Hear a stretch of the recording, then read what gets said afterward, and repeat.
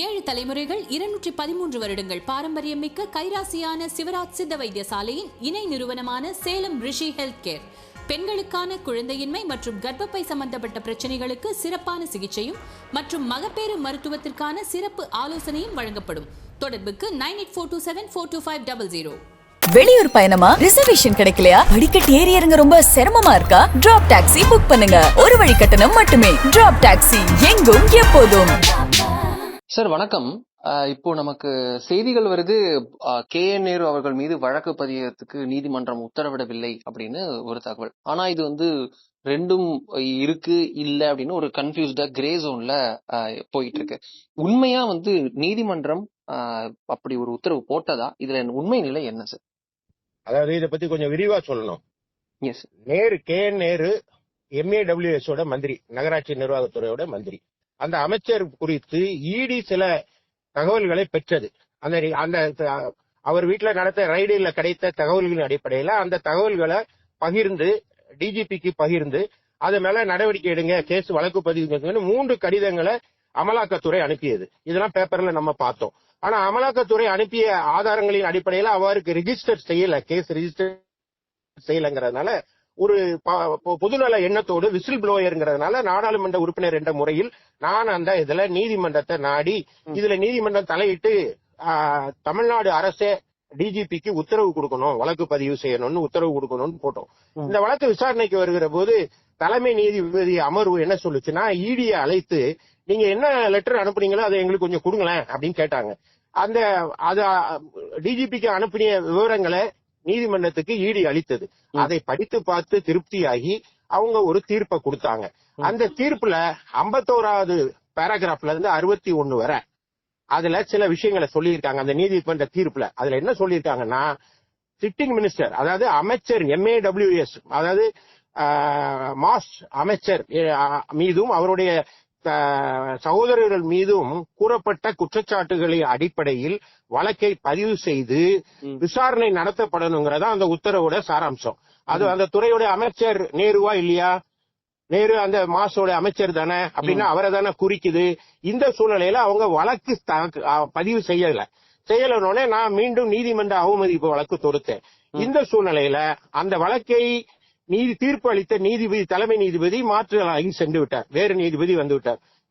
இந்த வழக்குல தொடர்ந்து வாய்தா வாங்கி கொண்டிருந்த தமிழ்நாடு அரசினுடைய கண்டெம்ட்டுக்கு ஆளான, அதாவது நீதிமன்ற அவமதிப்பு செய்த விஜிலன்ஸ் ஆன்டி கரப்ஷன் மீது நாங்க பண்ணிருக்கோம். அவங்க வாய்தா வாங்கி கொண்டிருந்தாங்க. இந்த சூழ்நிலையில இன்றைக்கு வழக்கு வருகிற போது நேரு தரப்பில் நாங்கள் ஏற்கனவே இந்த வழக்கினுடைய மறு சீராய்வு சொல்லி ரிவிஷன் நாங்க ஃபைல் பண்ணிருக்கோம் அப்படின்னு சொல்லி ஒரு மனுவை தாக்கல் செய்திருந்தாங்க.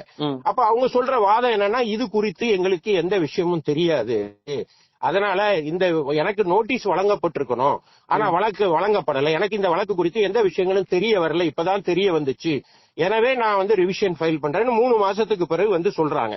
நான் 2 விஷயம் இதுல சுட்டி காட்டுறேன். ஒண்ணு, இந்த வழக்குல தீர்ப்பு வந்த உடனே அண்ணா அறிவாலயத்தில் உட்கார்ந்து KN நேருவும் மூத்த வழக்கறிஞர் RS பாரதி அவர்களும் ஒரு பேட்டி கொடுத்தாங்க. இதை நாங்க நீதிமன்றத்துல சட்டத்தின் முன்பு நாங்க சட்ட ரீதியாக எதிர்கொள்வோம்னு ஒண்ணு கொடுத்தாங்க. அமைச்சர் நேரு இன்பதுரை எதிர்கட்சி வழக்கறிஞர், எனவே அவர் காழ்ப்புணர்ச்சியில என் மீது வழக்கு தொடர்ந்திருக்காரு சொன்னாங்க. அப்படி சொன்னவர்கள் இன்றைக்கு இதுவரை எனக்கு அதை பத்தி தகவல் தெரியாதுன்னு ஒரு பொய்ய சொல்லி ஒரு ரிவிஷன் பெட்டிஷன் ஃபைல் பண்ணிருக்காங்க. இது வரும்போது நீதிபதிகள் கேட்டாங்க, குற்றவாளிகளுக்கு நோட்டீஸ் கொடுக்கணும்னு எந்த சட்டத்துல இருக்குன்னு கேட்டாங்க. அப்படி கொடுக்க வேண்டியதில்லை, கிரிமினல் சட்டத்துல அப்படி இடம் இல்ல. அப்படின்னா நாளைக்கு ஏதாவது ஒரு சம்பவம் நடந்துருது, போலீஸ் வழக்கு பதிவுன்னா கொலை குற்றவாளி இருக்காரு, அவருக்கு நோட்டீஸ் கொடுத்து வாங்க நீங்க இதை பத்தி என்ன நினைக்கிறீங்கன்னா FIR போடுவாங்க? அப்படி போட மாட்டாங்க. ஆனா இன்னைக்கு நேரு தரப்பில் ஆஜரான மூத்த வழக்கறிஞர் அரவிந்த் பாண்டியன் எழும்பி சொன்னாரு, எங்கள் மீது 51வது பேராகிராஃப்ல எங்கள் மீது நேரு மீது நீங்க சொல்லி இருக்கிறீங்க, நான் எங்க மீது வழக்கு பதிவு செய்யணும் நீங்க சொன்னதுனால நாங்க நீதிமன்றத்துக்கு வந்திருக்கோம்னு சொன்னார். இது உண்மை. நீதிபதி சொன்னாரு 51வது பேராகிராஃப்ல நேருன்னு எங்க இருக்கு அப்படின்னு கேட்டாங்க. இல்ல, அது மாஸ் அமைச்சர் இருக்கு. அதாவது நீதிபதி கேட்டாரு, நோட்டீஸ் உங்களுக்கு கொடுக்கணுங்கிற அவசியம் என்ன, இதுதான் கான்டெக்ஸ்ட். இத அப்படியே திருச்சி அவர் மீது வழக்கே பதிய சொல்லி நாங்க சொல்லலன்னு நீதிபதிகள் சொன்னதா தவறா சொல்றாங்க. நான் கேக்குறேன், அவர் மேல வழக்கு இல்லல்ல, தீர்ப்புல அவரை பத்தி இல்லல்ல, அப்புறம் எதுக்கு நேரு இன்னைக்கு நீதிமன்றத்துக்கு வந்தாரு? எதுக்காக நீதிமன்றத்துக்கு வந்தாரு? அவர் மேல தீர்ப்பு இல்லைன்னா, அவருக்கு எதிராக தீர்ப்பு இல்லைன்னா இன்னைக்கு நேரு நீதிமன்றத்துக்கு வர வேண்டிய அவசியம் என்ன? அவர் டெல்லியில மூத்த வழக்கறிஞர் முகுல் ரோகத்துக்கு அமர்த்தி அவர் இன்னைக்கு தடைக்கு இருக்க வேண்டிய அவசியம் என்ன? எந்த கேள்வியை நான் கேட்க விரும்புகிறேன். எனவே இதன் மூலம் என்ன தெளிவா தெரியுதுன்னா, அந்த தீர்ப்புல நேருவை பற்றி கூறியுள்ளது.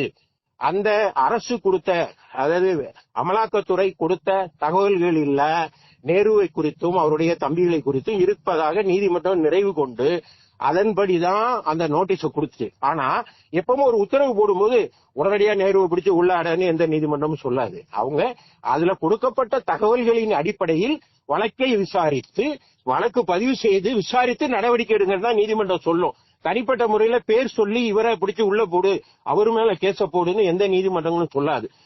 அமலாக்கத்துறை கொடுத்த தகவல்களின் அடிப்படையில் வழக்கு போடுங்க. அமலாக்கத்துறை கொடுத்த தகவல்களில இவர் பெயரும் அந்த துறையினுடைய அமைச்சரும் அவருடைய தம்பிகளை குறித்து விவரங்கள் உள்ளனங்கிறது 51வது பேராகிராஃப்ல இருக்கிறதுங்கிறதுனால அது அமைச்சரை குறிக்கிறது என்று சொல்கிறோம். எனவே இதை குழப்பி விடுற செய்திய இன்னைக்கு வேணா ஒரு நாளைக்கு அது ஒரு சந்தோஷம் அடைந்து கொள்ளலாம் ஒழிய நீதி ஒருபோதும் தோக்காது.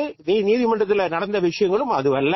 இந்த வழக்கு சிம்பிளா அட்ஜர்ன் பண்ணி வச்சிருக்காங்க. ஏன்னா இதுக்கும் பிப்ரவரி தீர்ப்புக்கும் என்ன சார் வித்தியாசம்? ஏதாவது வித்தியாசம் இருக்கா? இன்னைக்கு என்ன தீர்ப்பே கொடுக்கலையே. இன்னைக்கு என்ன சொன்னாங்கன்னா, நீதிமன்றத்துல இன்னைக்கு வந்தது அவங்க எங்க அந்த தீர்ப்பை மறுபரிசீலனை செய்யணுங்கிறது தான் நேரு தரப்போட கோரிக்கை.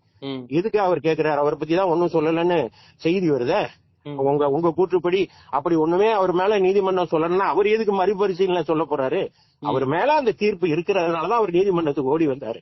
ஆனா செய்தியாளர்கள் அதை தவறாக புரிந்து கொண்டு தவறாக செய்தி தான் அளித்துள்ளார்கள். அப்படிதான் நான் சொல்ல வருவேன். அதுல நேரு தன்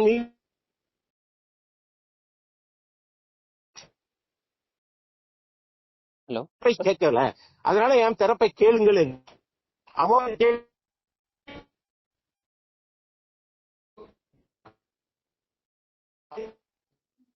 பிறப்பிக்கல. சாதாரணமாக ஏன்னா வருகிற வெள்ளிக்கிழமை தான் நீதிமன்றம், அப்புறம் கோடைகால விடுமுறை. எனவே அவசர இப்ப உடனே விசாரிக்க எங்களுக்கு நேரம் இல்லை உங்களுடைய மனுவை.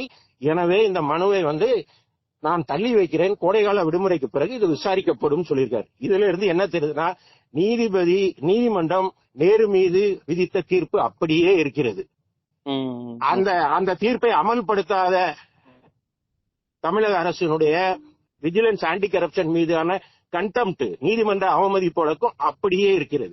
இது நீதிமன்ற விடுமுறைக்கு பின்பு எடுத்துக் கொள்ளப்படும். ரொம்ப நன்றி சார், இந்த விளக்கத்துக்காக ரொம்ப நன்றி சார். தேங்க்யூ.